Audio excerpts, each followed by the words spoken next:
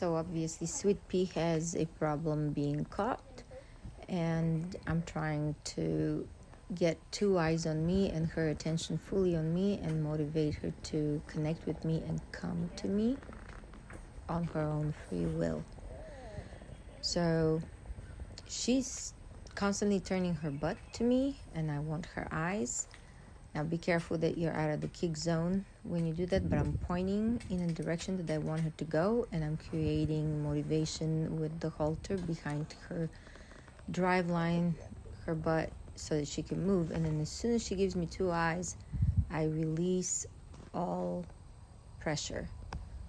And then I move my own body to draw her attention. See how if she loses her attention on me, I make a movement of some sort in order to get it back. And if she completely ignores me, I send her into a direction that I would like her to go, and then she draws to me, and then she loses me. So that's just part of the process, because horses need to test if they actually need to connect with you or do something. Are you going to be sure? Are you going to be persistent? Are you going to be consistent?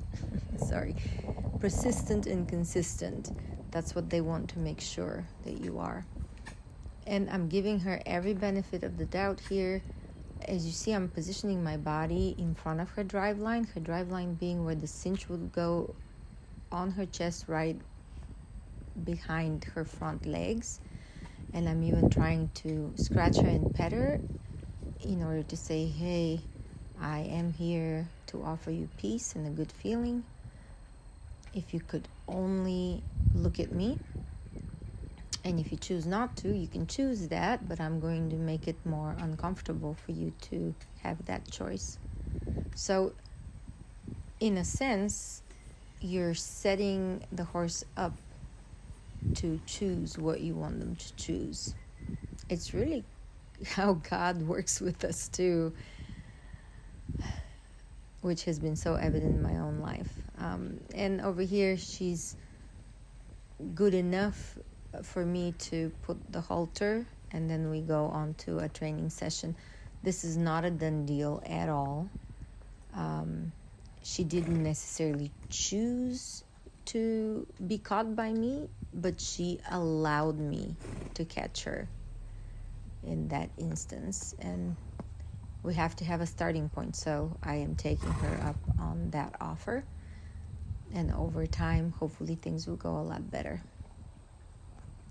I hope that helps somebody. To recap, chase the butt, catch the eye. So look at the hindquarters if you want the hindquarters to turn away from you. But if it's a dominant horse, and she's not showing it now, but she's a very dominant horse, if that doesn't work, you point and then you create energy behind her butt in order to then make it a good deal for her to look at you with two eyes. And here, if you notice, I put the halter on, but then I took it off because I also don't want her to think that every time she's being caught, she's gonna have to do something stressful. Because for her, being so sensitive in a rescue, she thinks that everything is stressful, even going out of her stall. So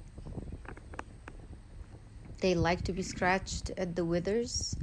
I wouldn't approach her face necessarily and not her butt, because I might provoke her to kick me.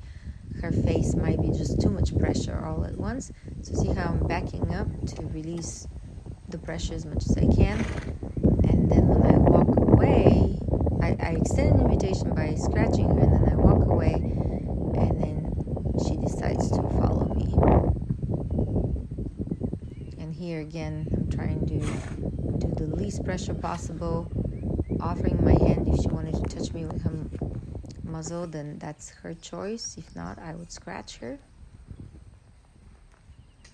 Then if she goes away, I would chase that butt again, because that is not a good idea that we want to enforce. or reinforce. And as you can see, I'm giving her every possible chance to choose the right thing. God does the same for us. He gives us every possible choice, or thinking, hey, could you please choose that, because it's such a much better deal than kicking at me. Ignoring me. Yeah. These sessions don't have to be long at all. So you can have literally 3, 4, 5 very short sessions during the day. And when she does what you want her to do, let her think about that, and let her relax, and then come back a couple hours later and do it again. And the more repetition you can get, the more sure she would be that it is a great idea to be caught.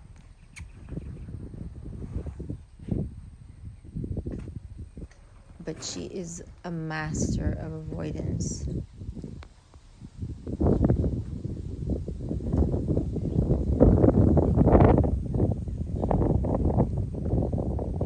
She lowers her head there, which I like, which is a sign to me that she's more willing. It's not, maybe not more willing to engage, but her stress level has lowered significantly. Because for her, it's stressful for me to even be around in the first place, let alone ask a question or demand something.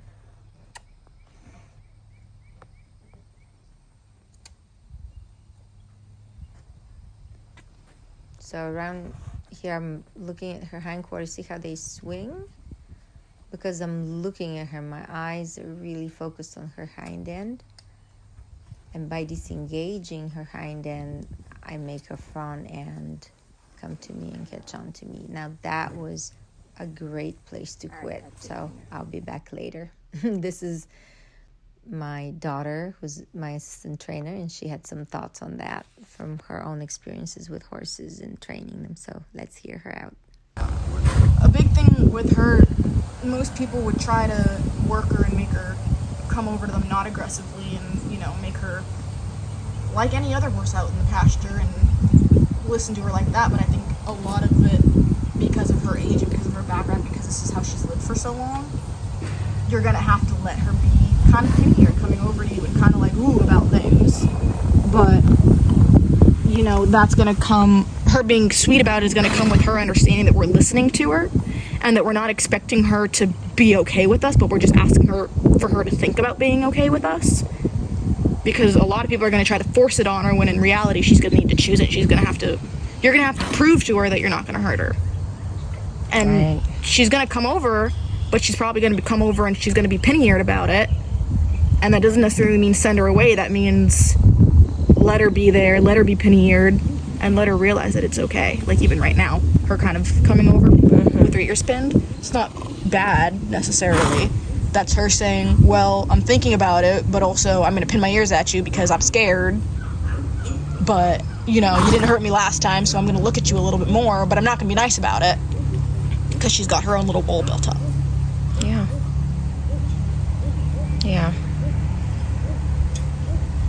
Yeah, I think you're exactly right. And with an Arab, you can't work them too hard to make them really think about it. Never going to work and then say, I should slow down and think about this. They're going to say, I should run faster. But they're so smart that she is thinking about it, even now facing us here. Because she craves to connect. And she just is not sure. And that's the whole thing. Like, I can put a halter on her. Obviously, she got here. You put a halter on her. So we could steal, but to me, that's stealing. That's just proving to her why she shouldn't be nice to us. Yeah, it's forcing, it's stealing, and you can do that. But when the horse has a choice and chooses to come and be with you, then there's a partnership coming, and everything else in training goes better. Boundaries being also an important part of it.